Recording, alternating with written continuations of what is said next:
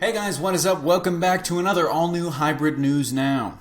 First things first, if you've seen Batman v Superman, no spoilers, please, but let us know in the comments below what you thought. Seriously, no spoilers though. Don't be that guy and ruin it for us and ruin it for others, because we see all of your comments. But I'd recommend if you want to give it a grade between A to F, get the people hype and drop that below, and be sure to check out our own spoiler-free review going up at 6 o'clock Eastern Time. Speaking of one half of that dynamic duo, we might finally have a potential release date for Ben Affleck's Batman solo movie. Now, it's a lot closer than you might think, and please, this is actually pretty much just a theory based on some new information that WB released today, so take it with a grain of salt. Warner Bros. Officially announced release dates for 3 new movies. Fist Fight coming out in February of 2017, Annabelle coming out in May of 2017, and Affleck's Live by Night in October of 2017.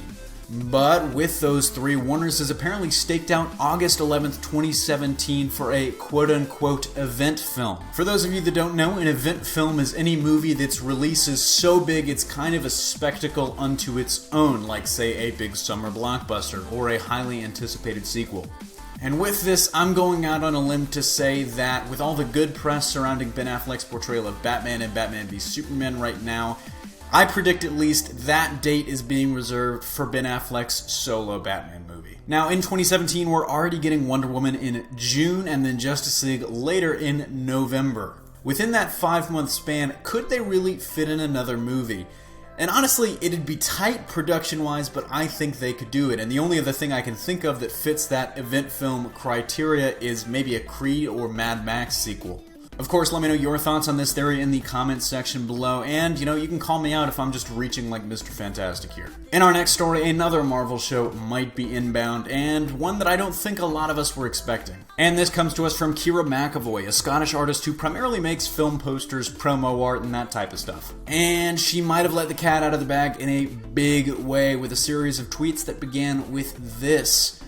For my 1000th tweet, who will be playing Brian Braddock in the upcoming TV series #Captain Britain, #Marvel Stay Tuned. She then followed that up, confirming that she's being paid to do a promo poster, so it is in fact real, and then saying she can't say anything more and that she's waiting for the go-ahead from a co-producer. To say that this comes out of nowhere is an understatement, as we hadn't heard Captain Britain tied to any Marvel movies or TV shows, and I think that's for a pretty good reason. For those of you that don't know, Brian Braddock, aka Captain Britain, is a super strong, super durable guy that can fly, whose powers pretty much boil down to being a conduit for the interdimensional energy around Britain.